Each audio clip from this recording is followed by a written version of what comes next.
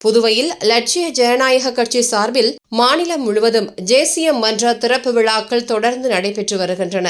இந்த மன்றங்கள் மூலம் பல்வேறு அரசியல் கட்சிகள் மற்றும் இயக்கங்களைச் சேர்ந்தவர்கள் பொதுமக்கள் பெருமளவில் கட்சியில் இணைந்து வருகின்றனர்.